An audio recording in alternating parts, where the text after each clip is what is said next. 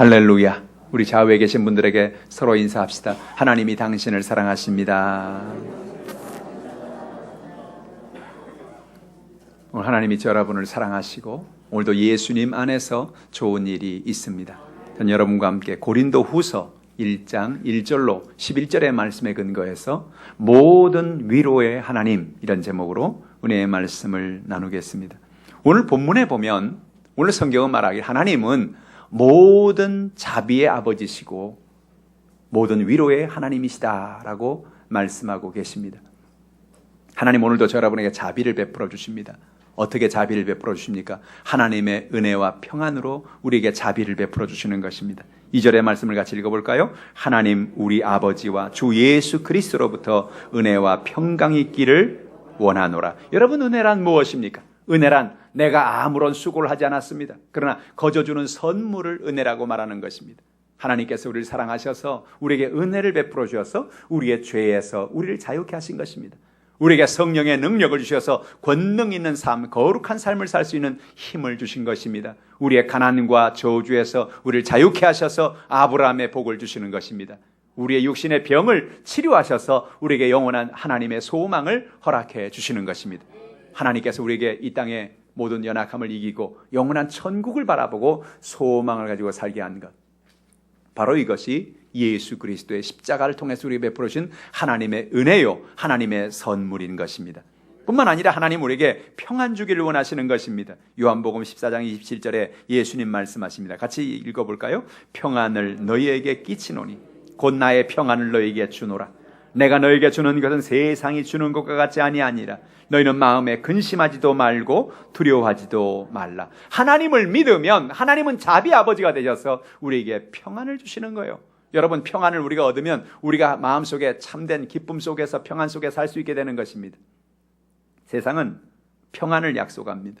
여러분, TV를 보면 요 물건을 사면 큰 기쁨이 있다, 평안이 있다, 그렇게 말을 합니다.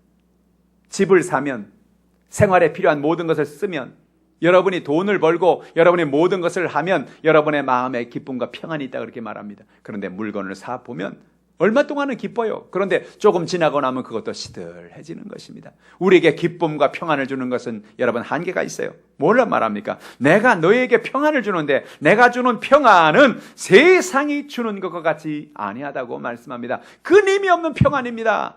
하나님의 놀라운 은혜인 것입니다. 그래서 우리 마음속에 근심도 하지 말고 걱정도 하지 말라는 거예요. 두려워하지 말라는 거예요. 하나님이 여러분에게 이런 평안을 주기를 원하십니다. 오늘 본문이 오늘 우리에게 주는 진리의 말씀이 무엇일까요? 첫 번째로 하나님은 위로의 하나님이라는 것입니다. 3절 같이 읽어보죠. 찬송하리로다. 그는 우리 주 예수 그리스도의 하나님이시요 자비 아버지시요 모든 위로의 하나님이시며, 저는 이번 주에 이 본문의 말씀을 일주일 내내 묵상하면서 하나님은 모든 위로의 하나님이시다, 모든 위로의 하나님이시다, 그 말씀이 제 마음 가운데 자꾸 이렇게 울려오는 거예요. 오늘 여러분, 하나님은요 모든 위로의 하나님이십니다. 오늘 여러분 어떤 위로가 필요하세요? 가정마다, 여러분 삶마다 모두 가지고 있는 문제가 다 달라요. 세상에 문제 없는 사람이 없거든요. 어려움이 없는 사람이 없거든요. 마음의 갈등과 연약함이 없는 사람이 없습니다. 그런데 어떤 연약함이 있든지 하나님은 어떤 하나님이냐? 그 모든 환난과 모든 문제를 해결하시는 모든 위로를 주시는 하나님이십니다. 여러분, 오늘 위로가 필요하신 분, 하나님의 평안이 필요하신 분, 하나님의 은혜가 필요하신 분, 하나님 주시는 그 위로로 오늘 승리하기를 주님의 이름으로 축복합니다. 성경에 보면 하나님께서 여러 가지 사람들의 각양의 위로를 해주셨어요. 아브라함이 그가 자녀가 없어서 고통하고 연약할 때 하나님은 그에게 자녀를 주심으로 그에게 위로를 베풀어 주셨습니다. 성경에 이스라엘 백성들이 애굽에서 고난을 당하고 삶의 연약함을 당할 때 하나님께서는 그들을 애굽에서 나오게 하시고 그들에게 자유를 주심으로 하나님이 그들에게 위로를 주셨습니다. 성경에 이스라엘 백성들이 가나안 땅에 들어가서 그들이 외적으로 고통을 당하고 연약함을 당할 때 하나님은 그들에게 그 모든 연약함에서 건져주심으로 그들을 위로해 주신 것입니다. 열왕기서에 보면 엘리야는 하나님 앞에 갈멜산을 올라가서 갈멜산에 제단을 쌓고 하나님 앞에 기도함으로 하늘에서 불이 내려오게 하고 하나님 앞에 큰 영광을 돌린 것입니다. 그가 바알과 아세라 선지자들을 죽이고 그래서 하나님 앞에 승리의 삶을 살았는데 그 사건을 보고 왕비가 뭐라 말합니까? 엘리야, 너도 내일 이맘때 너도 죽을 거야 라는 말을 듣고 그 마음속에 갑자기 큰 두려움이 다가왔습니다. 좀 전까지만 해도 하늘에서 불을 내렸습니다. 3년 6개월 동안 비가 오지 않던 곳에 비를 내렸던 그런 엘리야입니다. 그가 지쳤습니다. 그런데 그 지친 그 엘리야를, 도망간 그 엘리야를 하나님 찾아오셔서 그에게 위로를 주십니다. 열왕기상 19장 5절로 8절 말씀 같이 읽어볼까요? 로뎀나무 아래에 누워 자더니 천사가 그를 어루만지며 그에게 이르시되 일어나서 먹으라 하는지라. 본즉 머리맡에 숯불에 구운 떡과 한 병 물이 있더라. 이에 먹고 마시고 다시 누웠더니 야훼의 천사가 또다시 와서 어루만지며 이르되 일어나 먹으라. 내가 갈 길을 다 가지 못할까 하노라 하는지라. 이에 일어나 먹고 마시고 그 음식물의 힘을 의지하여 40주 40야를 가서 하나님의 산 호렙에 이르니라. 오늘 성경에 보니까 엘리야가 도망을 쳤습니다. 그 놀라운 승리의 삶을 살았던 엘리야가 도망쳐서 로뎀나무 아래 그가 누워서 잤다고 그랬어요. 로뎀나무를 제가 이 성지순례 가서 보니까 로뎀나무는 전 꽤 큰 나무인 줄 알았어요. 그래서 아주 그늘을 크게 만든 나무인 줄 알았는데 로뎀나무는 보통 한 요 정도밖에 자라지 않은 그런 잡목이에요. 그러니까 이 로뎀나무, 광야에서 그나마 그 로뎀나무, 그 잡목과 같은 나무, 그 나무 밑에 숨어가지고 거기서 쉼을 가지려고 하는 그 엘리야의 모습을 보면 얼마나 처량해 보이는지 알 수가 없어요. 그가 고통과 연약감과 피곤한 가운데 있을 때 하나님이 그에게 천사를 보내셨습니다. 머리맡에 숯불과 구운 떡과 한 병 물을 주어서 먹고 마시고 다시 잠을 자게 합니다. 그가 너무나 피곤했어요. 여러분 때때로 여러분 피곤할 때 주무시는 것이 은혜가 되는 거예요. 잠을 잘 자는 게 축복인 거예요. 여러분 잠이 안 오면 얼마나 고통스러워요.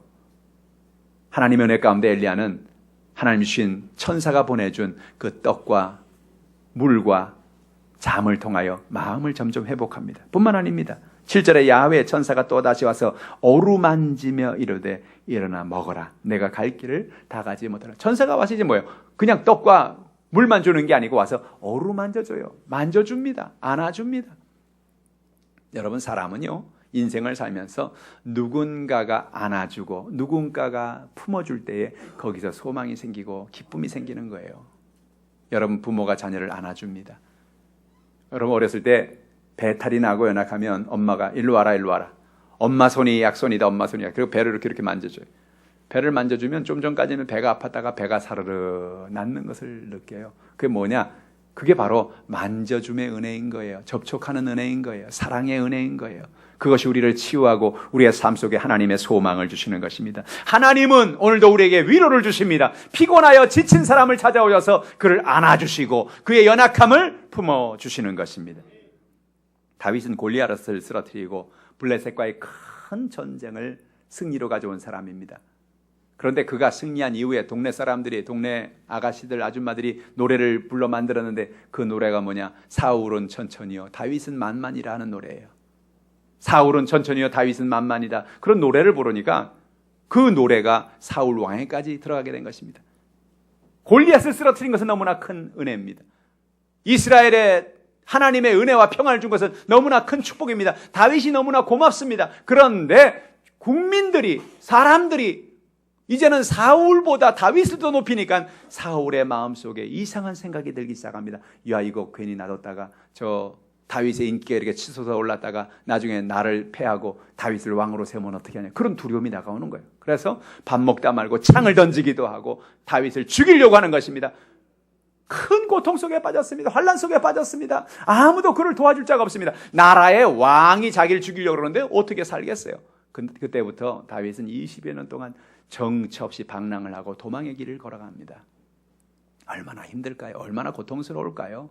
가는 곳마다 하나님의 은혜를 그는 구합니다. 그런데 성경에 보니까 하나님은 순간순간 그에게 다가와서 그의 위로가 되어주시고 그의 연약함을 붙잡아 주는 것입니다. 두려울 때, 마음에 근심될 때, 문제가 있을 때 다윗이 한 가장 놀라운 하나님의 은혜는 찬양하는 것이었습니다. 그는 들판에 나가서 하나님을 찬양합니다. 아무도 없는 곳에 가서 하나님의 이름을 높여드리고 하나님을 찬양합니다. 숲과 나무 사이에 가서 그는 하나님을 찬양합니다. 찬양할 때 하나님은 그에게 응답을 주시는 것입니다. 시편 27편 1절에 그런 두려움 속에 하나님을 찬양할 때 그 두려움을 이기는 힘을 주십니다. 같이 읽어볼까요? 야훼는 나의 빛이시요 나의 구원이시니 내가 누구를 두려워하리요. 야훼는 내 생명의 능력이시니 내가 누구를 무서워하리요. 사실은요, 그가 무서웠어요. 사울 앞에 내가 잡혀가면 어떻게 될까? 내가 어떤 큰 어려움 속에 빠질까? 그 마음의 두려움 속에 나가서 하나님을 찬양하는 것입니다. 여러분, 하나님을 찬양하는 게 놀라운 축복인 것은 야훼를 찬양하는 것이 하나님의 찬송 가운데 하나님이 임재하시기 때문에 그래요. 하나님을 찬양하는데 그 마음속에 하나님의 음성이 들립니다. 나는 너의 빛이야. 나는 너의 구원이야. 두려워하지 마라. 내가 너를 함께 할 거다. 그 말씀을 받아가지고 그가 시편 27편을 지은 거예요. 야훼는 나의 빛이요 나의 구원이시니 내가 누구를 두려워하리요. 야훼는 내 생명의 능력이시니 내가 누구를 무서워하리요. 무서워할 이유가 없다는 거예요. 하나님이 위로하시는 것입니다. 또한 하나님은 그의 간구를 응답하신 하나님임을 그의 마음에 들려주시는 것입니다. 시편 40편 1절 같이 읽어보죠. 내가 야훼를 기다리고 기다렸더니 귀를 기울이사 나의 부르짖음을 들으셨도다. 하나님 앞에 그가 부르짖어 기도하는데 하나님께서 금방 응답하지 않는 것 같습니다. 20년이 걸렸습니다. 그가 왕이 되는데 사울을 피해 도망치는데 20년이 걸렸습니다. 그러니까 뭐예요? 내가 야훼를 기다리고 기다렸더니 계속 1년 기다립니다. 2년 기다려, 5년, 10년 기다리고 기다렸더니.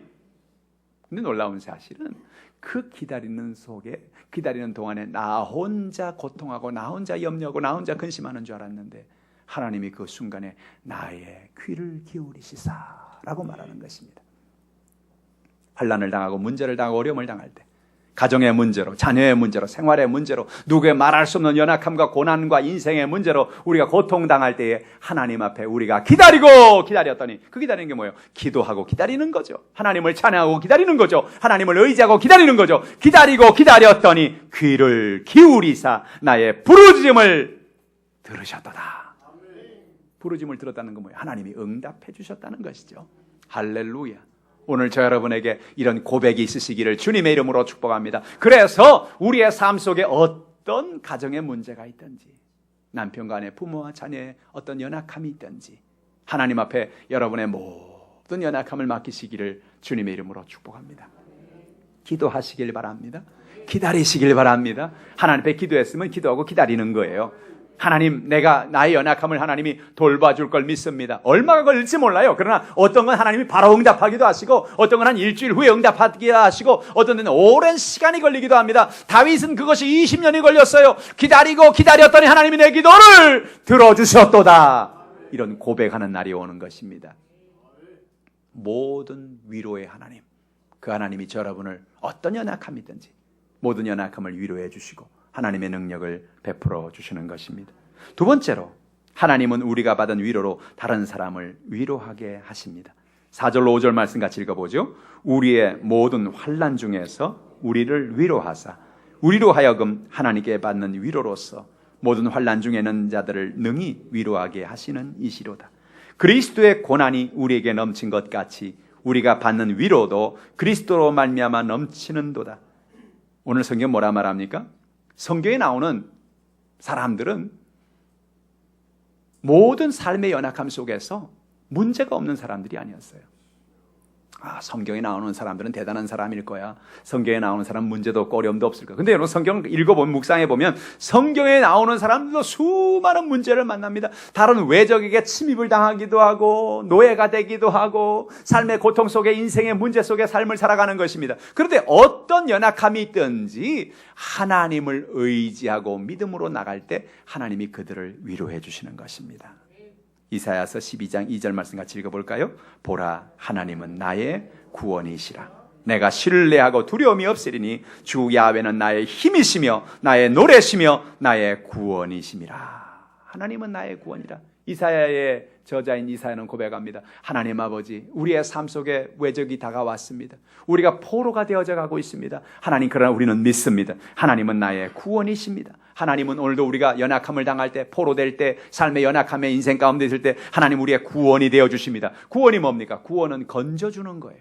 함정에 빠진 사람을 건져주는 게 구원해 주는 거죠. 물속에 빠진 사람을 건져주는 게 구원해 주는 거죠. 오늘 여러분의 삶 속에 어떤 연약함이 있든지 어떤 문제가 있든지 하나님은 우리를 건져 우리를 위로해 주십니다.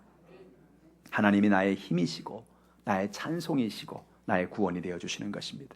때로 우리가 인생을 살 때 여러분 두려움에 빠져 살 때가 있지 않습니까? 요즘같이 대한민국이 이렇게 어수선하고 전쟁의 위협이 다가오고 핵의 위협이 다가오면 사람들이 마음속에 두려움이 다가올 수 있어요. 근데 여러분 놀라운 사실은 여러분 두려워할 이유가 없어요. 어떤 사람은 어디로 피난을 갈까? 피난이 어디가 좋을까? 핵이 터지면 어디를 피해야 되나? 뭐 이렇게 하는데 여러분 이젠 전쟁이 옛날 같지 않아요. 어디든지 안전한 데가 없어요.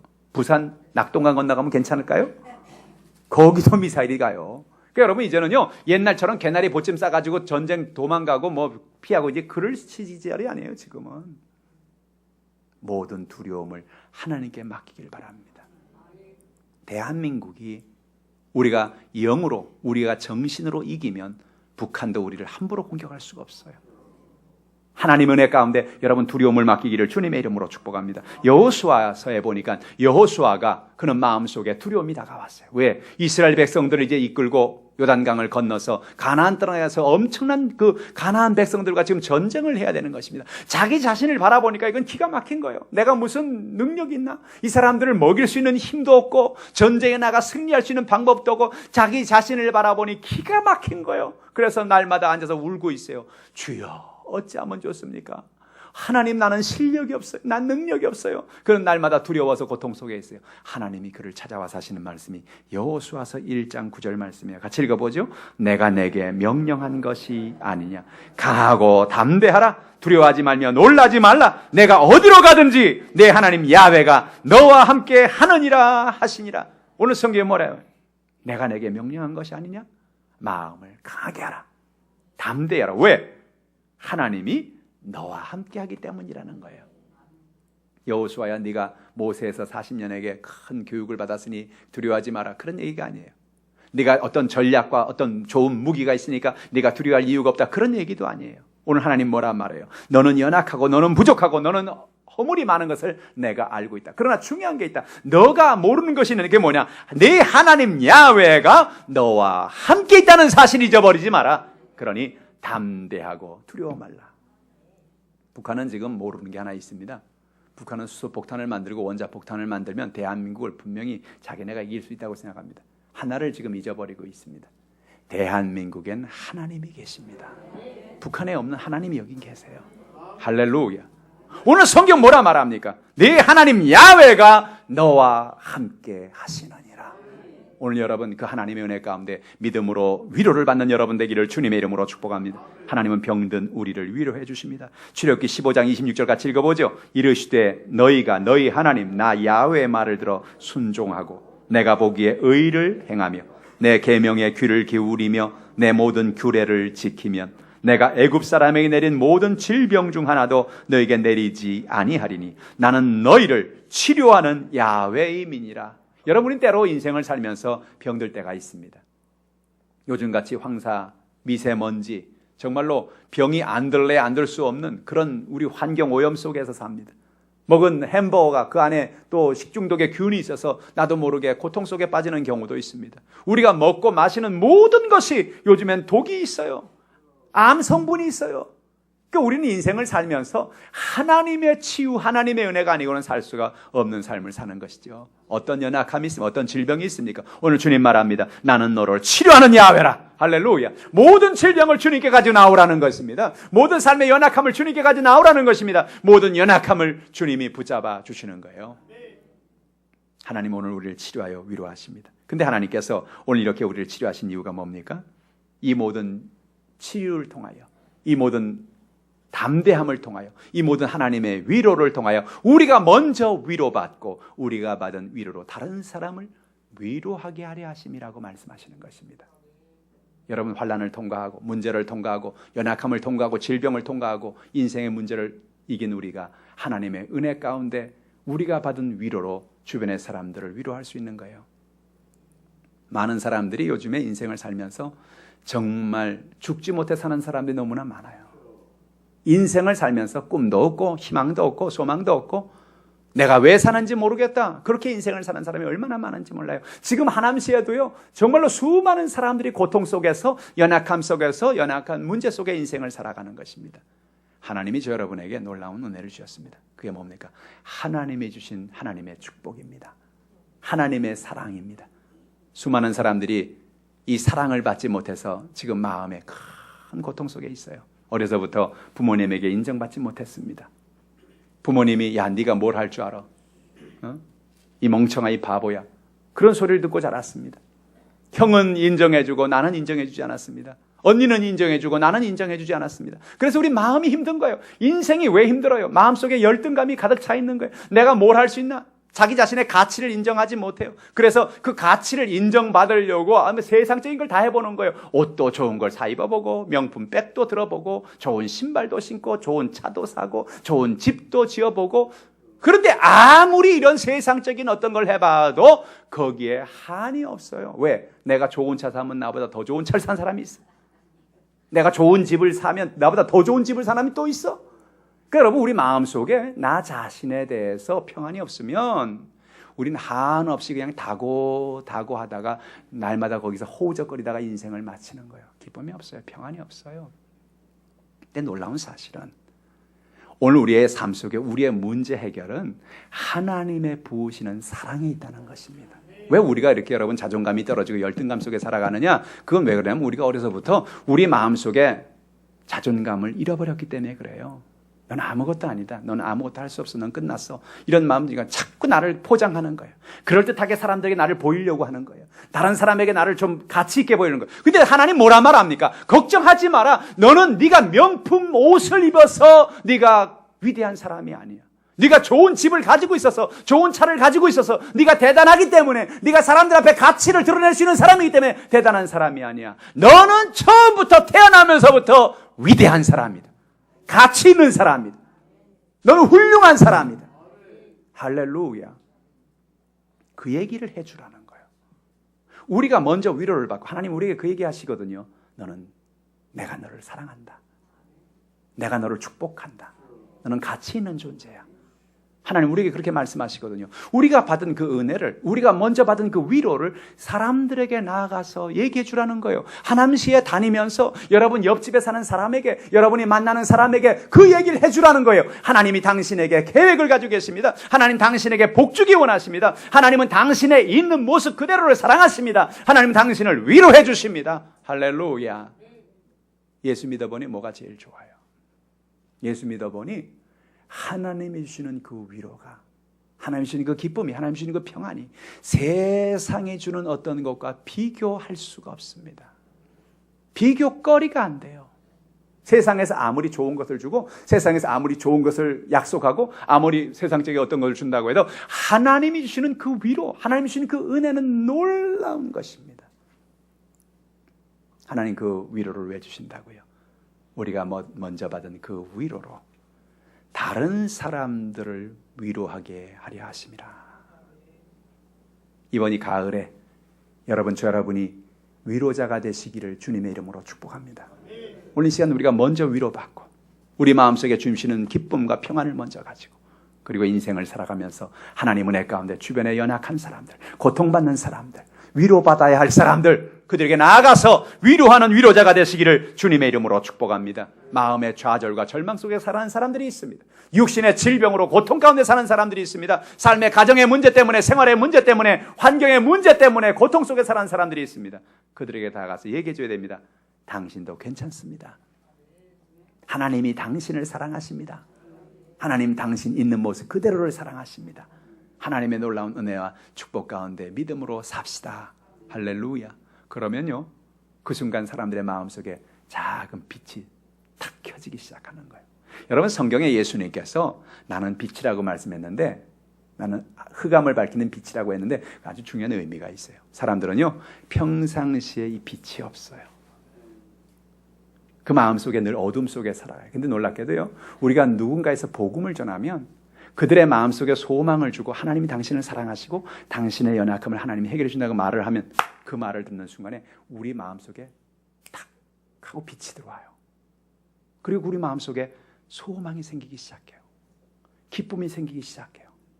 그게 뭐예요? 여러분의 마음속에 어둠이 사라지고 빛이 비추기 시작하는 순간이에요. 그러니까 여러분은요, 누군가에게 위로를 준다는 것, 누군가에게 복음을 전해준다는 것은, 누군가에게 하나님의 말씀을 전한다는 것은 그들의 가슴 속에 빛을 비추어 주는 거예요. 얼마나 중요한지 몰라요. 오늘 여러분 먼저 위로받으시고 또 주변의 사람들에게 위로하며 살아가는 여러분 되기를 주님의 이름으로 축복합니다. 세 번째로, 자신을 의지하지 말고 하나님을 의지하라는 것입니다.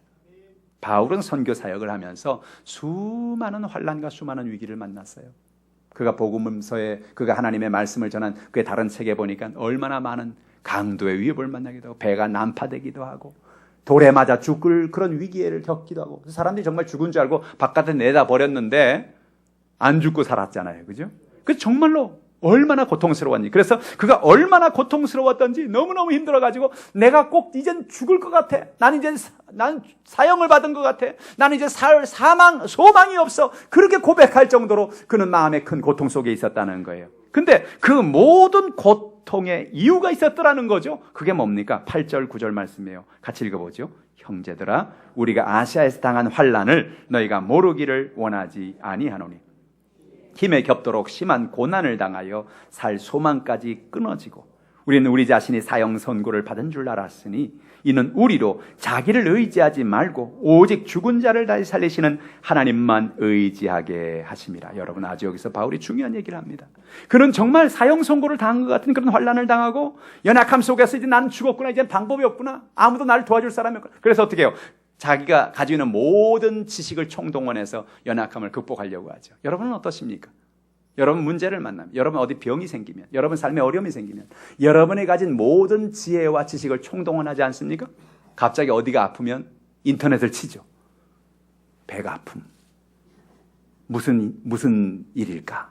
그럼 쫙 나옵니다. 거기서 뭐 암일 수도 있고 뭐 무슨 궤양일 수도 있고 하여간 사람들이 어떤 문제를 만나면 자기가 가진 지식, 자기가 가진 모든 것을 총동원해서 그 문제를 해결하려고 합니다. 그런데 여러분, 아무리 해결하려고 해도 해결할 수가 없습니다. 바울은 자기의 모든 지식, 랍비오, 성경의 수많은 지식을 가지고 있고 그 재산도, 그의 삶도, 그의 가문도 보통 가문이 아닙니다. 근데 그가 모든 것을 가지고 모든 것을 해결하려고 해도 해결할 수가 없습니다. 소망을 잃어버렸습니다. 나는 사형 선고 당한 것 같았습니다. 그런데 그 모든 연약함 속에서 하나님이 그를 위로하사 그의 문제를 해결하시고 능력을 주신 것입니다. 거기서 그게 깨달은 게 뭐예요? 이는 우리로 자기를 의지하지 말고 오직 죽은 자를 다시 살리신 하나님만 의지하게 하려 하심이라. 할렐루야. 여러분, 환난과 문제 속에서 우리는 깨닫는 것입니다. 뭡니까? 내가 가진 것은 한계가 있구나. 내가 가진 지혜, 내가 가진 물질, 내가 가진 이루어놓은 모든 것, 이것은 한계가 있구나. 이건 아무것도 아닌 거구나. 내가 의지할 것이 아니구나. 뭘 의지하라고요? 하나님만 의지하라고. 하나님 여러분의 환난 속에서, 여러분의 문제 속에서 가르쳐 주십니다. 뭘 가르쳐 주십니까? 네가 의지하고 있는 돈, 네가 가지고 있는 집, 네가 가지고 있는 명예, 네가 이루는 모든 것, 그게 널 도와줄 수가 없다. 널 도와줄 수가 없다. 널 도와줄 수 있는 분은 하나밖에 없다. 그분이 하나님이에요. 바울이 이걸 깨달았어요. 이 모든 환난 속에서, 이 모든 연약함 속에서, 이 마지막 고통과 고비 속에서 내가 깨달았습니다. 그게 뭐냐? 우리가 나를 의지하지 아니하고 오직 죽은 자를 다시 살리시는 하나님만 의지하게 하는 하나님이라는 것입니다. 하나님 우리를 건지시는 하나님인 것입니다. 고린도서 1장 10절 같이 읽어볼까요? 그가 이같이 큰 사망에서 우리를 건지셨고 또 건지실 것이며 이후에도 건지시기를 그에게 바라노라. 여러분, 얼마나 놀라운 이야기입니까? 하나님의 위로는 얼마나 놀랍습니까? 큰 사망에서 우리를 건지셨고 뭐예요? 하나님의 과거형, 앞으로 미래형 다 나와 있어요. 뭐예요? 하나님 우리를 건지셨고, 따라합시다. 건지셨고 건지실 것이며 건지시기를 바라노라. 바울의 고백이에요. 그 환난 속에서 자기 온 힘을 다해서 아무리 해도 할 수가 없었어요. 그런데 놀라운 사실은 하나님을 의지했더니, 하나님만을 바라봤더니 하나님이 그 사망에서, 큰 사망에서 우리를 건지셨습니다. 여러분, 하나님 의지하시길 바랍니다. 하나님을 바라보시길 바랍니다. 하나님을 신뢰하시길 바랍니다. 우리가 왜 하나님 앞에 나가 기도합니까? 왜 하나님을 의지합니까? 하나님이 우리의 연약함에서 우리를 건지셨습니다. 오늘까지 살아온 삶을 뒤돌아보세요. 내가 똑똑해서가 아니에요. 내가 대단해서가 아니에요. 사람들이 이제 자서전을, 인생을 마치면 자서전을 쓰는 사람들이 꽤 있죠. 그 자서전을 보면 뭘 쓰냐면 나 잘났다. 내가 그때 위 가운데 있었는데 그걸 내가 잘 해결해가지고 이렇게 했어요. 나 잘났어요. 그 얘기를 하려고 자서전을 쓰는 거예요. 그 얘기가 아니에요. 바울의 얘기가 뭐예요? 난 아무것도 아니에요. 난 못났어요. 나는 부족해요. 그런데 나같이 못난 사람을, 나같이 부족한 사람을, 나같이 연약한 사람을 그가 큰 사망에서 건져 주셨습니다. 할렐루야. 자서전과 간증의 차이가 이거예요. 자기 자랑과 하나님 앞에 높임을 드리는 거죠. 하나님이 나를 그 사망에서 건지셨어요. 그리고 또 어떤 믿음이 있어요? 또 건지실 것이며, 할렐루야. 따라합시다. 또 건지실 것입니다.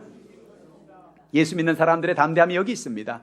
하나님 나를 과거에 나 연약하면서 나를 건져주셨어요. 우리 과거형의 사람만이 아니에요. 하나님이 나를 구원하셨어요. 하나님 내게 은혜를 베풀고, 과거의 사람만이 아니에요. 뭐요? 앞으로 또 건져주실 것입니다. 어떤 사망과 같은 문제가 있을지 몰라요. 여러분 인생을 살면서 천국 가기 전까지 여러분의 삶 속에 어떤 위기와 어떤 연약함이 있을지 몰라요. 그러나 오늘 여기 우리의 분명한 고백이 있습니다. 그가 또 건지실 것입니다. 그리고 또 뭐예요? 우리를 건지시기를 바라노라 라고 바울은 믿고 소망하는 것이지요. 할렐루야. 그럼 걱정할 게 없어요.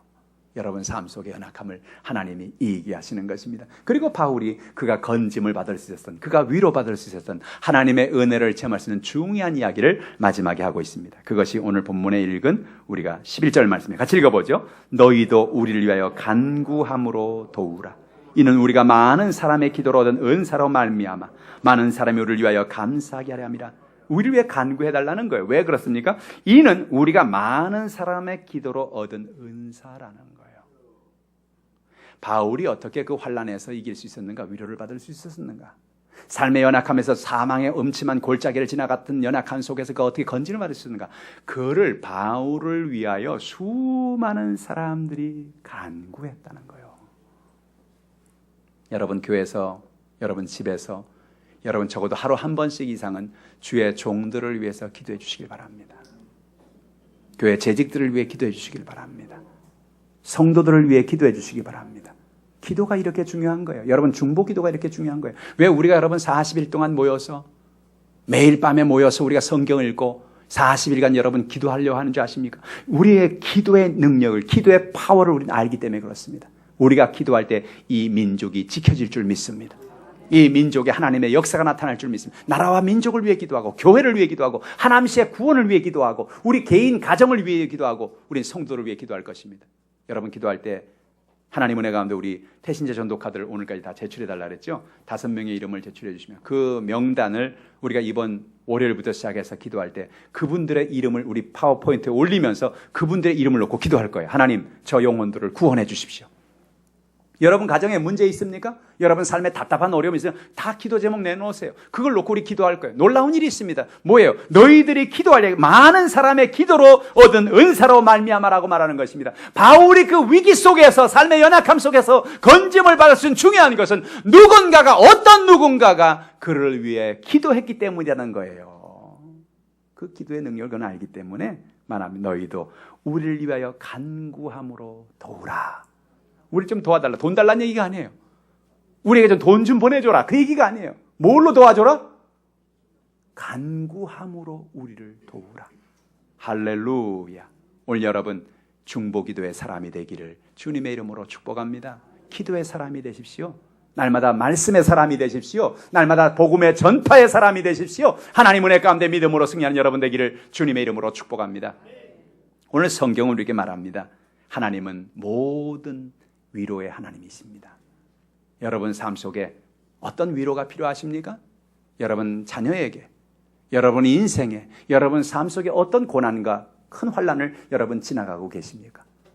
모든 위로, 그 속에는 가지각색의 위로가 담겨져 있습니다. 하나님 오늘 여러분에게 이런 위로를 주시기를 주님의 이름으로 축복합니다. 하나님 우리에게 위로 주시는 은혜가 뭐라고요? 왜 위로를 주신다고요? 우리가 받은 위로로 다른 사람을 위로하라고 그렇게 하신다고요. 여러분이 받은 그 놀라운 기쁨, 여러분이 받은 그 놀라운 그 은혜, 그 놀라운 사랑, 그 은혜를 여러분 이번 한 주간도 여러분 주변의 사람들을 위해서 기도하고 그들을 위해서 전하는 여러분 되기를 주님의 이름으로 축복합니다. 자신을 의지하지 말고 하나님만 의지하라는 겁니다. 하나님만 바라보고 구하라는 것입니다. 하나님 은혜 가운데 승리하는 여러분 되기를 주님의 이름으로 축원합니다. 기도하겠습니다. 하나님 아버지, 하나님의 은혜로 오늘도 이와 같이 우리의 삶 속에 수고하고 모든 무거운 짐을 다 가져 나왔습니다. 가정의 문제, 남편과 아내의 연약함, 육신의 질병, 모든 삶의 연약함을 주님 앞에 가져 나왔습니다. 모든 위로의 하나님, 우리를 위로하시는 모든 기도의 제목, 모든 응답을 가지고 계신 하나님, 위로하여 주시옵소서. 우리의 문제가 해결되게 도와주시고 우리가 받은 위로로, 우리가 받은 그 기쁨으로, 우리가 받은 그 은혜로 우리 주변에 있는 하나님의 위로를 알지 못하는 사람들에게, 지금도 고통 속에 살아가는 사람들에게 그리스도의 사랑을 전하며 살아가는 우리 모두가 되게 하여 주시옵소서. 나를 의지하지 아니하고 주님만 의지하게 하시고 주님만 바라보게 도와주시고 기도하여 하나님의 큰 기적을 체험하게 도와주시옵소서. 예수님의 이름으로 기도합나이다. 아멘.